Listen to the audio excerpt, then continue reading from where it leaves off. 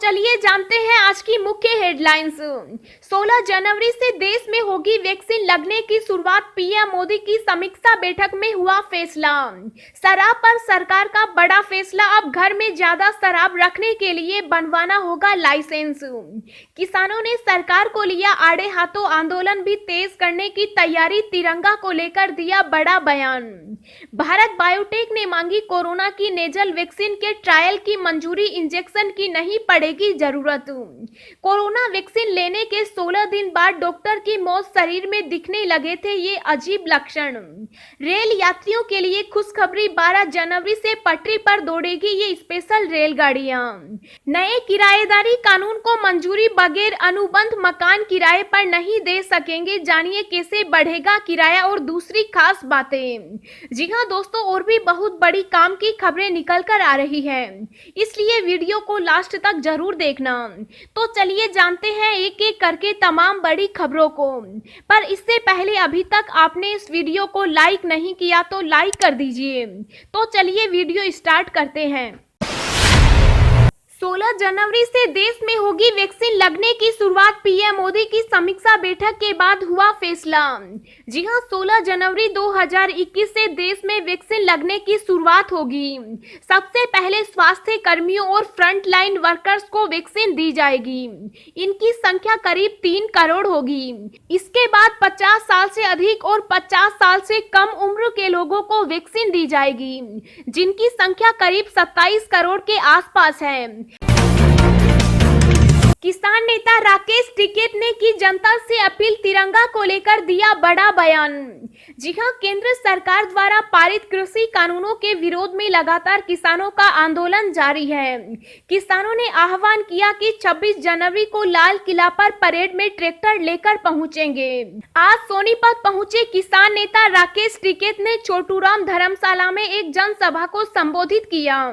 इस मौके पर उन्होंने कहा कि हम जनता से अपील करते हैं कि हमें आटा नहीं तिरंगा दान में दो, क्योंकि 26 जनवरी को हमें इसकी सबसे ज्यादा जरूरत पड़ने वाली है। राकेश टिकैत ने कहा कि 26 जनवरी को पूरे देश का जवान और किसान दिल्ली में 26 जनवरी की परेड में शामिल होगा और उसके लिए हमें इन 15 दिनों में तैयारियां करनी है। मैं सभी से अपील करना चाहता हूं कि तिरंगा झंडा खरीद कर रखें, क्योंकि 26 जनवरी को इसकी हमें सबसे ज्यादा जरूरत होगी। उन्होंने कहा कि तिरंगा पर सरकार ना तो गोलियां चलाएगी और ना ही वाटर कैनन का प्रयोग करेगी। अगर सरकार डंडे चलाएगी तो हम राष्ट्रगान गाएंगे। टिकैत ने कहा कि हमने आजादी की लड़ाई नहीं देखी, केवल उसके बारे में सुना है। अब की बार यह आजादी की लड़ाई है और यह 2024 तक चल सकती है। हमें पता नहीं कि यह आंदोलन कितना लंबा चले। टिकैत ने कहा कि हमें 23 जनवरी को ही दिल्ली के लिए निकलना होगा, क्योंकि 26 जनवरी को 6 बजे हमें परेड में शामिल होना है। शराब पर योगी सरकार का बड़ा फैसला, यूपी में बनाया गया ये नया नियम। जी हां, बड़ी खबर इस वक्त उत्तर प्रदेश से सामने आ रही है, जहां पर अब घर में ज्यादा शराब रखने के लिए लाइसेंस जारी किया जाएगा। जी हां, अगर आप यूपी के रहने वाले हैं तो आपको अपने घर में सीमा से ज्यादा शराब रखने के लिए लाइसेंस लेना पड़ेगा। सूबे की योगी आदित्यनाथ सरकार ने साल 2021-22 के लिए आबकारी नीति जारी कर दी है। रेल यात्रियों के लिए खुशखबरी, 12 जनवरी से पटरी पर दौड़ेगी ये स्पेशल रेलगाड़ियां। जी हां, भारतीय रेलवे हरिद्वार में आयोजित हो रहे कुंभ मेला 2021 के 12 जनवरी से हावड़ा देहरादून तथा हावड़ा योगनगरी ऋषिकेश के बीच 3 जोड़ी स्पेशल रेलगाड़ियां चलाएगा। उत्तर रेलवे के प्रवक्ता ने कहा कि कोविड-19 के मद्देनजर नियमित रेलगाड़ियों का संचालन बंद है, लेकिन यात्रियों की सुविधा के लिए विशेष रेलगाड़ियां चलाई जा रही हैं। भारत बायोटेक ने मांगी कोरोना की नेजल वैक्सीन के ट्रायल की मंजूरी, इंजेक्शन की नहीं पड़ेगी जरूरत। जी हां, कोरोना वैक्सीन बनाने वाली कंपनी भारत बायोटेक ने हाल ही में अपने इंजेक्शन योग्य कोरोना वायरस रोग वैक्सीन के लिए राष्ट्रीय ड्रग नियामक की आपातकालीन उपयोग स्वीकृति प्राप्त की है। उसने अब अपने इंट्रोजल यानी नाक के जरिए दिए जाने वाली कोविड वैक्सीन उम्मीदवार के पहले चरण का ट्रायल करने के लिए आवेदन किया है। अभी तक भारत को जो वैक्सीन मिली है वे इंजेक्शन के रूप में है, लेकिन भारत बायोटेक बिना सुई इंजेक्शन के वैक्सीन के ट्रायल की मंजूरी मांग रही है। अगर ये ट्रायल सफल होते हैं तो भारत में कोरोना की ऐसी वैक्सीन उपलब्ध होने की संभावना है जिसे नाक के जरिए शरीर में डाला जाएगा और इसमें सिरिंज और सुई के खर्चे से भी बचा जा सकेगा। दोस्तों, अगली खबर जानने से पहले आपसे एक रिक्वेस्ट है कि इस वीडियो को बनाने में मुझे बहुत ज्यादा मेहनत लगती है, तो इस मेहनत के लिए वीडियो को एक छोटा सा लाइक जरूर करें। मुख्यमंत्री अशोक गहलोत ने किसानों के हित में लिया बड़ा फैसला, दिए ये निर्देश। जी हां, राजस्थान के मुख्यमंत्री अशोक गहलोत ने किसानों के हित में निर्देश दिए जिससे उन्हें तेज सर्दी और बारिश के कारण खराब हुई फसलों के लिए अनुदान मिल सकेगा। मुख्यमंत्री अशोक गहलोत के निर्देश पर राजस्व विभाग द्वारा राजस्थान में गत दिनों हुई ओलावृष्टि, शीतलहर और पाला प्रभावित क्षेत्रों में विशेष गिरदावरी करवाई जाएगी। विशेष गिरदावरी में 33% या इससे अधिक फसल खराब होने पर प्रभावित किसानों को शीघ्र कृषि आदान अनुदान वितरण सुनिश्चित किया जाएगा। कोरोना वैक्सीन लेने के 16 दिन बाद डॉक्टर की मौत, शरीर में दिखने लगे थे अजीब लक्षण। जी हां, दुनिया भर में कई कोरोना वैक्सीन को इमरजेंसी इस्तेमाल की मंजूरी दी गई है। इसी बीच 3 जनवरी को एक डॉक्टर की कोरोना वैक्सीन लेने के बाद मौत हो गई। अमेरिका के साउथ फ्लोरिडा में एक 56 वर्षीय डॉक्टर की पत्नी का आरोप है कि उसके पति की मौत फाइजर की कोरोना वैक्सीन की पहली खुराक की वजह से हुई। स्वास्थ्य अधिकारी इस मामले की जाँच कर रहे हैं। डॉक्टर माइकल की पत्नी ने बताया कि उनके पति को कोरोना की फाइजर वैक्सीन की पहली खुराक दी गई थी। वैक्सीन लेने के 16 दिन बाद डॉक्टर की मौत हो गई। उनकी पत्नी का कहना है कि टीका लेने के कुछ दिन बाद ही डॉक्टर माइकल में अजीब लक्षण दिखने लगे थे। उनके हाथ और पैरों में छोटे छोटे धब्बे भी दिख रहे थे। इसके बाद उन्हें आईसीयू में भर्ती कराया गया, जहां वह एक दुर्लभ बीमारी का शिकार हो गए।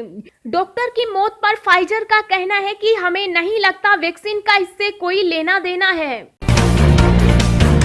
किसानों के साथ मीटिंग में क्यों नहीं हुआ फैसला, कृषि मंत्री ने बताई वजह।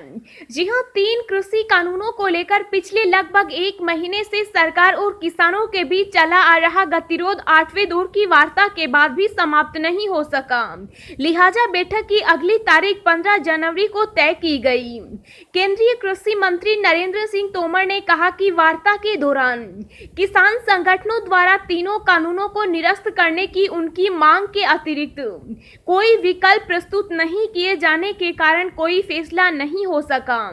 लगभग 2 घंटे तक चली बैठक के बाद संवाददाताओं से बातचीत में तोमर ने कहा कि सरकार को उम्मीद है कि अगली वार्ता में किसान संगठन के प्रतिनिधि वार्ता में कोई विकल्प लेकर आएंगे और कोई समाधान निकलेगा। एक तरह से उन्होंने कानून को निरस्त करने की मांग यह कहते हुए खारिज कर दी कि देश भर के अन्य किसानों के कई समूहों ने इन कृषि सुधारों को समर्थन किया है। तोमर ने इस बात से इनकार किया कि सरकार ने किसानों के समक्ष कृषि कानूनों से संबंधित सुप्रीम कोर्ट में लंबित एक मामले में शामिल होने का कोई प्रस्ताव रखा। उन्होंने हालांकि कहा कि सुप्रीम कोर्ट जो भी फैसला लेगा सरकार उसका अनुसरण करेगी। होगी भयानक बारिश, पड़ेगी हाड़ कपाने वाली ठंड, इन राज्यों में जारी हुआ अलर्ट। जी हां, उत्तर भारत में बारिश का दौर रुकने के बाद एक बार फिर कड़ाके की ठंड पड़ने लगी है। दिल्ली और राजस्थान के तापमान में गिरावट हुई है। मौसम विभाग ने बताया कि 11 और 12 जनवरी को उत्तराखंड, पंजाब, हरियाणा और उत्तरी राजस्थान में शीतलहर चल सकती है, तो वहीं दक्षिण भारत में भारी बारिश होने की संभावना है। उत्तर पश्चिम भारत में आने वाले 4-5 दिनों के दौरान न्यूनतम तापमान में 3 से 5 डिग्री की गिरावट आ सकती है। उत्तराखंड, पंजाब, हरियाणा और उत्तरी राजस्थान में शीतलहर चलने की संभावना है। मौसम विभाग ने बताया कि 9 और 10 जनवरी की सुबह पंजाब, हरियाणा, चंडीगढ़ और पश्चिमी उत्तर प्रदेश में छिटपुट स्थानों पर, दिल्ली, पूर्वी उत्तर प्रदेश, राजस्थान तथा उत्तर पश्चिम मध्य प्रदेश में घना कोहरा छाया रह सकता है। प्रवासी भारतीय दिवस सम्मेलन में पीएम मोदी बोले, आतंकवाद का सामना करने के लिए भारत ने दी दुनिया को हिम्मत। जी हां, प्रधानमंत्री नरेंद्र मोदी ने प्रवासी भारतीय दिवस सम्मेलन को संबोधित करते हुए कहा कि बीता साल हम सबके लिए बहुत चुनौतियों का साल रहा। इन चुनौतियों के बीच विश्व भर में फैले भारतीय मूल के साथियों ने जिस तरह काम किया, अपना फर्ज निभाया, वो हम सब के लिए गर्व की बात है। यही तो हमारी मिट्टी के संस्कार हैं। वीडियो कॉन्फ्रेंसिंग के माध्यम से संबोधित करते हुए प्रधानमंत्री ने कहा, आप सभी साथियों को हर साल प्रवासी भारतीय सम्मान देने की परंपरा है। प्रधानमंत्री ने कहा, जब भारत आतंकवाद के सामने खड़ा हुआ तो दुनिया को भी इस चुनौती का सामना करने की हिम्मत मिली। आज भारत भ्रष्टाचार को समाप्त करने के लिए प्रौद्योगिकी का उपयोग कर रहा है। लाखों और करोड़ों की धनराशि सीधे लाभार्थी के खाते में जमा की जा रही है। उन्होंने कहा कि देश के गरीबों को सशक्त बनाने के लिए भारत में चल रहे अभियान की दुनिया भर में चर्चा हो रही है। हमने दिखाया है कि अक्षय ऊर्जा के क्षेत्र में एक विकासशील देश भी नेतृत्व कर सकता है। यूपी में नए किराएदारी कानून को मंजूरी, बगैर अनुबंध मकान किराए पर नहीं दे सकेंगे मकान। जानिए कैसे बढ़ेगा किराया और दूसरी खास बातें। जी हां, मकान मालिक और किराएदारों के विवाद को कम करने के लिए बनाए गए नगरीय किराएदारी विनियमन अध्यादेश 2021 को कैबिनेट ने मंजूरी दे दी है। इस अध्यादेश में किराएदारी अनुबंध के आधार पर करने का प्रावधान है। किसी भी विवाद के निपटारे के लिए रेंट अथॉरिटी एवं रेंट ट्रिब्यूनल का प्रावधान किया गया। ट्रिब्यूनल में अधिकतम 60 दिनों के अंदर वादों का निस्तारण होगा। इस अध्यादेश के मुताबिक कोई भी मकान मालिक बगैर अनुबंध किसी को किराए पर अपना मकान नहीं दे सकेगा, साथ ही किराए में मनमानी बढ़ोतरी भी नहीं कर सकेगा। इस अध्यादेश से किराएदारी के विवाद कम होंगे तथा पुराने प्रकरणों में किराया पुनरीक्षित किया जा सकेगा। अध्यादेश लागू होने के बाद सभी किराएदारी अनुबंध के आधार पर होगी। अब हम आपको अगले 24 घंटों के संभावित मौसम पूर्वानुमान के बारे में बता रहे हैं। आगामी 24 घंटों के दौरान केरल, तमिलनाडु, तटीय कर्नाटक और मध्य महाराष्ट्र में हल्की से मध्यम बारिश जारी रह सकती है। इन भागों में 24 घंटों के दौरान होने वाली बारिश के साथ कुछ स्थानों पर तेज बौछारें भी गिर सकती है। तटीय कर्नाटक और मध्य महाराष्ट्र में 10 जनवरी से बारिश की गतिविधियां कम हो जाएंगी। अगले 24 घंटों के लिए मध्य प्रदेश और दक्षिणी पूर्वी राजस्थान के साथ साथ उत्तरी असम और अरुणाचल प्रदेश के भी कुछ हिस्सों में हल्की बारिश हो सकती है। उत्तर पश्चिम भारत और मध्य भारत के कुछ हिस्सों में न्यूनतम तापमान में 2 से 3 दिनों की कमी आने की संभावना है। कुछ हिस्सों में शीतलहर जैसी स्थितियां फिर से पैदा हो सकती है। पंजाब, हरियाणा, उत्तर प्रदेश और उत्तरी राजस्थान के कुछ हिस्सों में अगले 24 घंटों के दौरान घना कोहरा रहने की संभावना है।